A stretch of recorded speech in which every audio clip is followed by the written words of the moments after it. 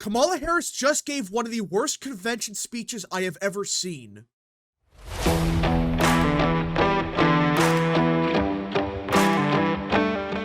What is up, people of the internet? It is me, Real American, back again with a new video, and today we have to talk about the 2024 presidential election because Kamala Harris gave her acceptance speech last night, and it was bad. Like, I'm not talking about it's bad. I'm talking about it's bad for even Democrat standards. Yes, worse than even Joe Biden's speech a couple days ago, and I thought that was a disaster. I thought that was pathetic. No one cared about it. I believe that speech was way better than whatever the hell this was. I mean, seriously, Kamala Harris throughout the speech looked like she was drunk.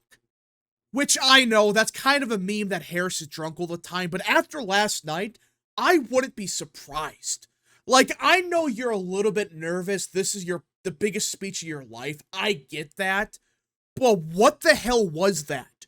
Her hand movements were all over the place. It was unnatural. She kept repeating herself.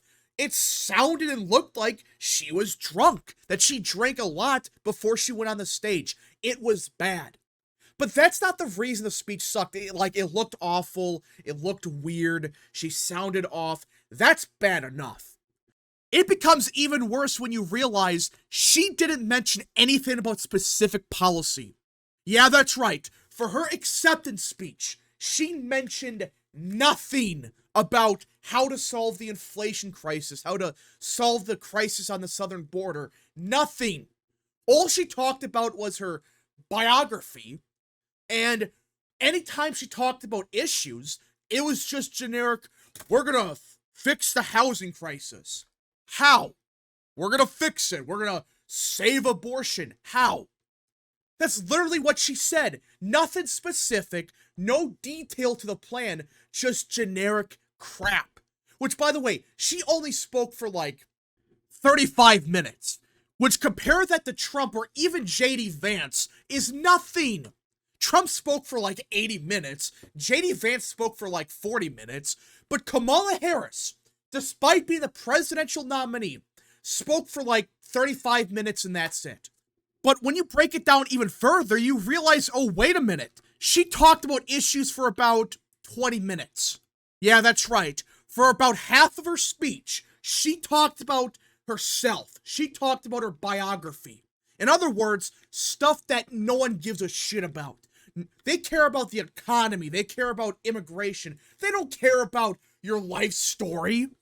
That's not the point of this speech. The point of your speech is to tell the American people how you're going to solve inflation, how you're going to fix the crisis at the southern border. Not, oh yeah, my mother is an Indian, and that's it. That's all she said for half the speech. That's all she talked about. And it was boring. No one cared. It's like, who cares if your father's Jamaican and your mother's Indian? Who cares? We do not care about that. We care about how are you going to solve the inflation crisis. But for whatever reason, the clowns at CNN said this was the greatest convention speech ever, and she talked so much about policy. What? Can anyone name one thing when it comes to the actual issues, not about her biography, that she went into great detail about? Can anyone name a single thing that she talked about? I can't, and I watched the entire speech. I've read the transcripts. There's nothing in detail, nothing good here. But for whatever reason, a bunch of people are claiming it's the greatest speech ever. No, it's not. Biden would have given a far better speech than this crap. Because at least he knows how to sell bullshit. At least he's kind of talking about the issues that matter. But he fails at it. But at least he's talking about it. Kamala Harris, she doesn't know how to bullshit people like Biden did. And on top of that, she talked about stuff that no one cares about. Who cares if your mother's Indian? Who cares if your father's Jamaican? It doesn't matter. Like, fine, if it's your first speech ever, go ahead, fine. But for your acceptance speech at the national convention, this should be the speech focused solely on the issues. But the campaign thought, nah, we don't need issues to win. We need identity politics. And that's what I think they're trying to do here. All they care about is appeasing their base. They don't care about appealing to the center. They don't care to appeal to the moderates. They only want to appeal to their own base. That's all they're doing here, which I think's dumb. But they believe that if they do this enough, they're going to win because of it. And I have doubts about that because you're talking about ignoring the issues that actually matter and going all in on identity politics that only a third of the country actually gives a shit about. And by the way, they're all voting for you already. The more you think about this, the more baffling it gets. Like, people are going to vote because of the economy, not because Harris is Jamaican or whatever. It's a very baffling approach. And the more you look into the biography stuff, it's like, wait, who cares if your uncle taught you to make gumbo or whatever? Who cares? Like, who does this appeal to? Are you trying to appeal to the voters in Louisiana or something? It's like, what are you doing? Who cares if you know how to make gumbo or not? People care about the economy. They care about, can we even afford food next week? Not, yeah, so my uncle and cousins, they taught me to make gumbo or whatever. That's why this speech was awful. It didn't talk about issues that people gave a shit about. It only focused on biography and emotion. That's the reality of it. Not the actual issues, because they know damn well they get crushed on the issues that matter. They get crushed with immigration, the economy, inflation, crime. And the Democrat Party knows this. That's why they focus everything on identity and abortion. Which, by the way, they talked out of all the issues, probably the most on abortion. Yeah, that's right. Not on the economy, not on anything that actually matters. They're focusing everything on abortion and threats to democracy. Which, speaking of that, Kamala Harris lied her ass off last night. She lied about what the Supreme Court said. She lied about what Trump supports. She went on and on about threats to democracy, Project 2025. It's nothing but lies. And if we had an honest media in this country, they would report on it. But instead of talking about what she actually said, they're talking more about what Trump said at Truth Social. Yeah, that's right. They're not fact-checking Harris. They're fact-checking what Trump said on Truth Social. Think about that for a second. They're more worried about what Trump has to say on Twitter than what Kamala Harris has to say, speaking to millions of people. Yeah, that seems right. Nothing wrong with that. What a load of crap. I mean, seriously, the more you look at how the media has responded to this great speech, the more absurd it becomes. Like CNN, they said this is the greatest convention speech ever. Maybe second only to Obama, which is just absurd to even compare Harris's speech to Obama's. And they're saying this is the most policy-driven speech ever. Like, what? What speech did you watch? Did you turn on Obama's speech from 2008 and thought that was Kamala Harris?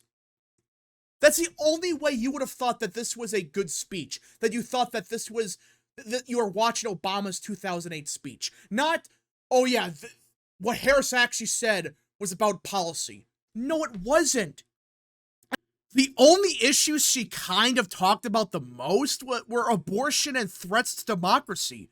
And even then, she didn't go into great detail about those issues. Just, oh yeah, Trump's a threat to democracy. He's going to be a tyrant. Which, again, the lies are just insane, but that's the Harris speech. It was just a load of crap. It was meant for the average resist liberal. Not for the actual undecided voter. Not the undecided voter that CNN found. Look at this crap.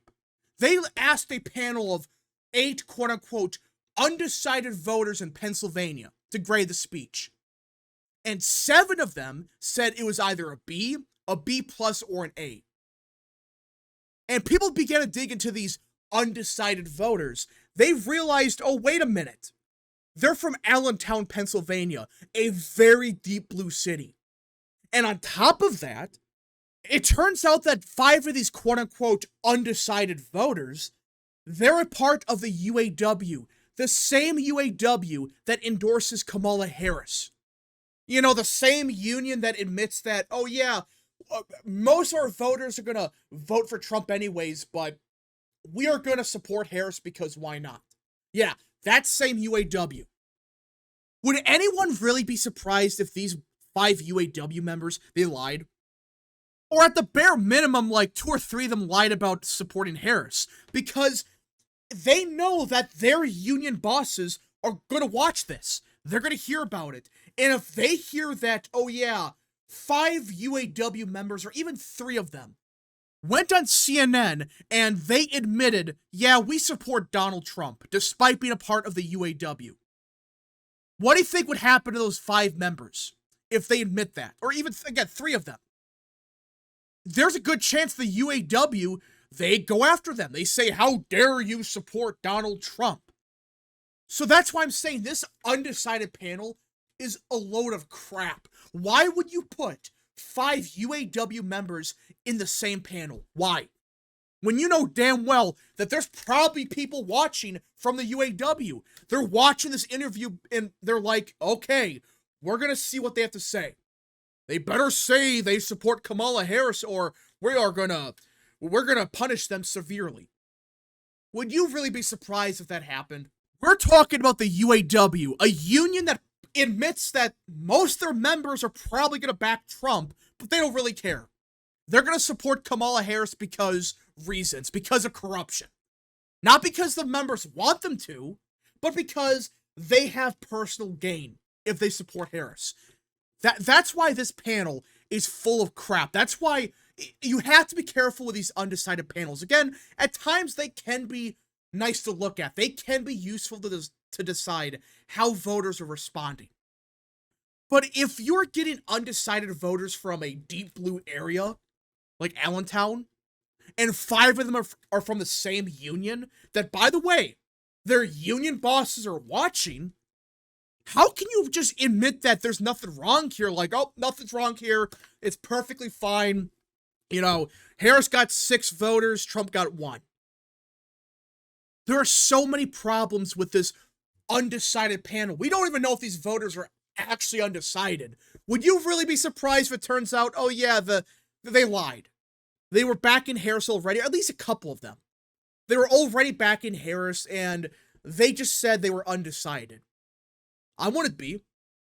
But either way, I don't believe this speech changes much, but I don't think it's the home run that some people like on CNN, they're saying it is. Like, oh, this is the greatest speech ever. No, it's not. This speech was awful.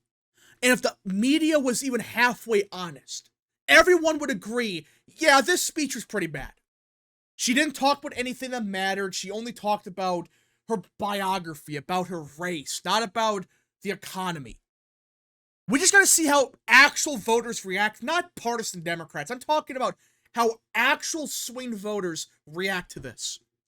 Because I have a feeling that if people realize she talked about nothing but about her race or her biography, they may look at it and say to themselves, what are we doing here?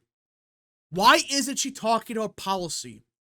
Anyways, folks, thank you so much for watching. If you guys did enjoy this video, smash the like button down below, subscribe, share with your friends, hit that little bell, follow the social media accounts in the description down below, and of course, join the channel today. Godspeed to all of you.